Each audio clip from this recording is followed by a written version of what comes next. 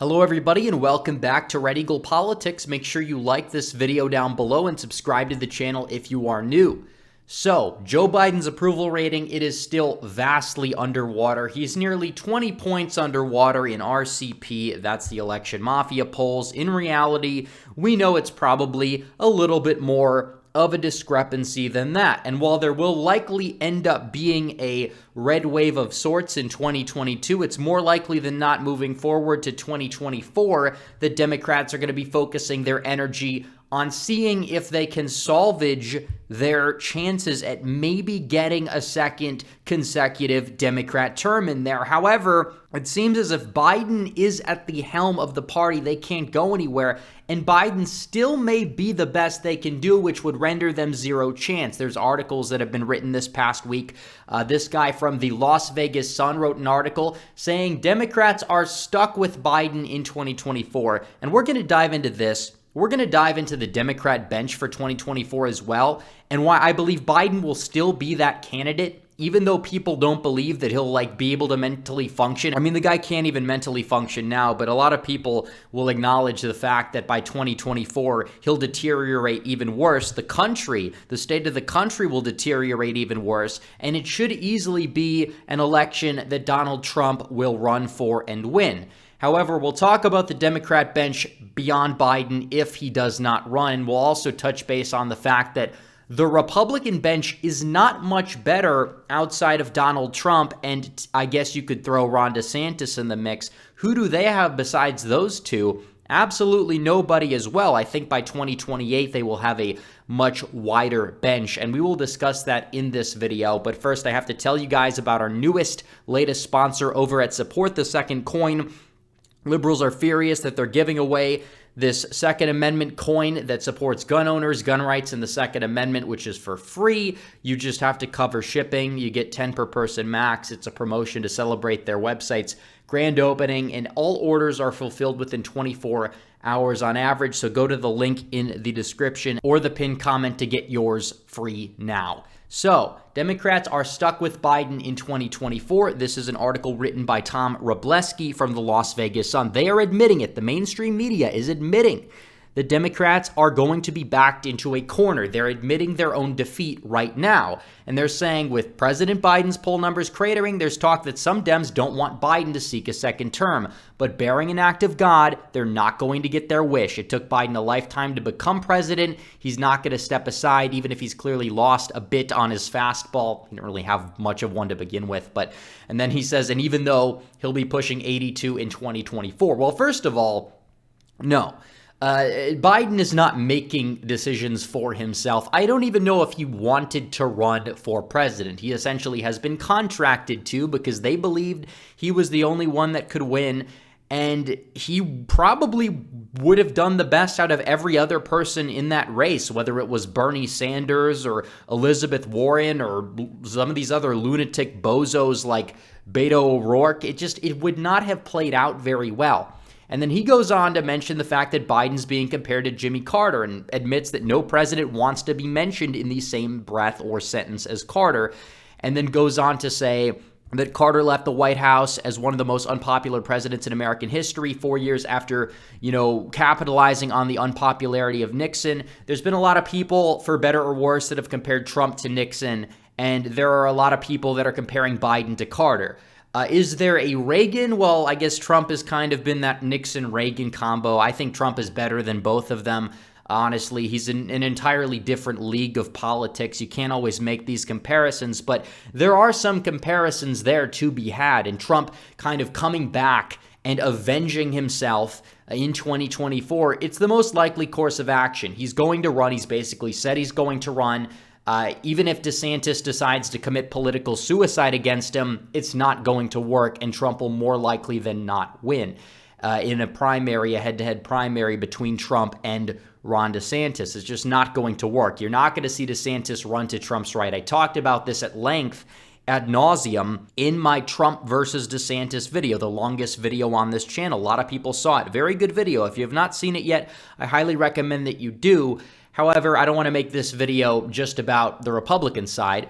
But it is true regarding Trump or Ron DeSantis. DeSantis is not going to run against Donald Trump. I'm very skeptical of DeSantis at the federal level, especially because a lot of the early backers of him are not exactly your Trumpian Republicans. A lot of them were never Trump in 2016 in the primaries. And, you know, they will mainly make up his inner circle because in politics, you reward your friends along the way. And there's a lot of skepticism to be had there, but that's beside the point.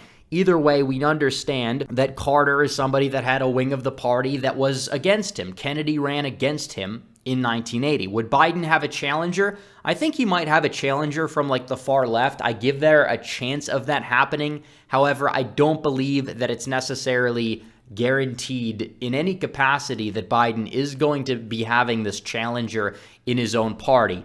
I mean, you're not going to see somebody like, I don't know, Gretchen Whitmer or Gavin Newsom challenge Joe Biden for the nomination. Bernie Sanders in 2024, could you imagine that? Bernie Sanders, who's like also like in his 80s, you're going to have two old men fighting and Biden's basically going to take 75% of the primary vote against him. Bernie would do even worse than he did last time.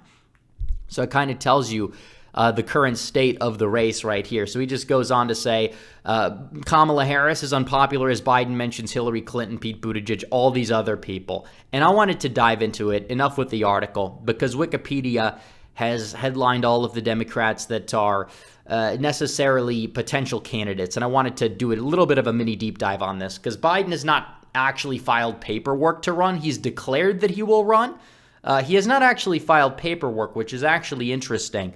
But it is more likely than not that he actually does. You know, I can't see him stepping down unless he has severe health issues, not just like the health issues or mental health issues that he has right now.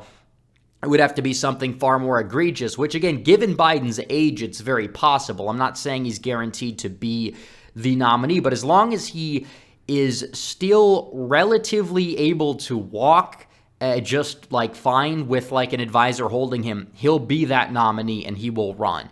Is he going to survive his second term entirely? Well, I mean, what is he right now? He's going to be 82, so he'd be like 86 if he actually won, which he won't win. But if he actually was the guy that somehow won somehow in 2024, he probably wouldn't make it through his second term. And even if he would live through his second term, he really wouldn't be doing much of the work. And he'd be like in his mid to late 80s by the time he would exit the White House. Like, why not just have Pat Buchanan be the GOP nominee at this point if this is what we're dealing with? But he's not going to win, but he could run again.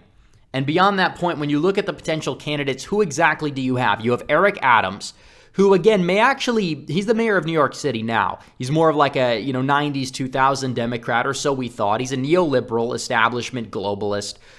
He is somebody I think that would be more viable than some of the other people on this list. However, it's important to note the fact that Eric Adams, he's still out there endorsing Drag Queen Story Hour. He's still somebody that's, for all we know, may have some non-unearthed scandals that could hurt him. And I'm not sure that he would even make it through a Democrat primary at this point unless the establishment just coalesced behind Eric Adams. I mean, he may actually be viable for the nomination, but would he be that viable in a general?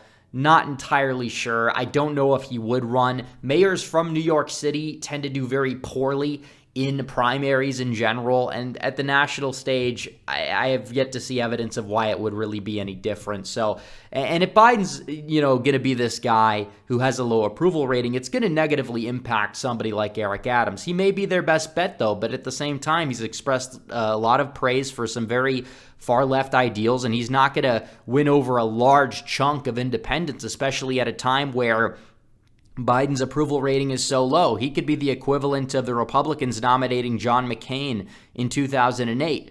We know how that turned out. And then you have Pete Buttigieg, who is a joke, a laughingstock.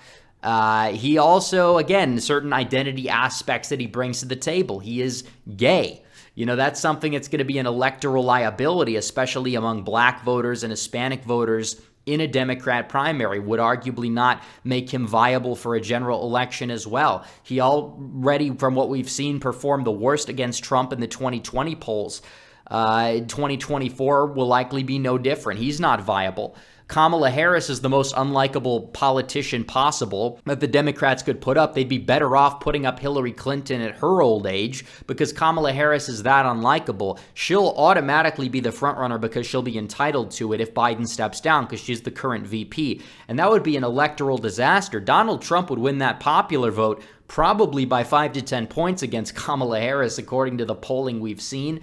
And I honestly would not be surprised if that holds up. I think Trump would end up winning like the Rust Belt states by likely margins at a minimum because that's how unlikable Kamala Harris is. And just because she's a woman, just because she's a minority, she really doesn't energize those groups that much. So that's really it. Roy Cooper, again, somebody that's the governor of North Carolina. I also don't believe that he would get through a Democrat primary. He could play like the moderate angle better than some of the people on this list, but I just really feel as if he would not be that electorally viable. Not even sure if he would run. I guess he could run if Biden is going to end up, stepping down or whatever, but I don't think he'd beat Kamala Harris in a primary. Andrew Cuomo, oh God, after that scandal, he's not even viable whatsoever. The corruption scandals will be immense with Andrew Cuomo. Again, you have a lot of problems there. He's kind of just a laughingstock. He's a joke. Amy Klobuchar, she wouldn't even be viable in a primary. I can't really see that happening. Chris Murphy, nobody really knows who that guy is. Gavin Newsom, yeah, exactly. The governor of California. At a time when California is such a hated state, especially across middle America and a lot of the swing states, he has all these ethics and corruption scandals and has basically made it legal or decriminalized people transmitting AIDS to each other knowingly. Like, this guy's a laughingstock. He's a joke. He would do worse than Biden. Would he do worse than Harris? I don't know, but honestly, I would not necessarily rule that fact out. Then you have AOC. Yeah, that she will never make it through a primary. First of all, the establishment wouldn't allow it because if she made it to the final stage and made it to the general election, she would get absolutely destroyed by every single person the Republicans could put up. I mean, she would lose, by over 100 electoral votes to Marjorie Taylor Greene. It wouldn't even be close. And Bernie Sanders, yeah, that's not going to work. We know that. He's old and too far left to win a general election. Nina Turner, she can't even win a Democrat primary in her Ohio district. She's not winning anything. Gretchen Whitmer. I mean, Whitmer is an interesting candidate, but she'll probably lose this cycle, assuming that Tudor Dixon gets nominated, which arguably would make her non-viable off that fact alone. And then you have Marianne Williamson.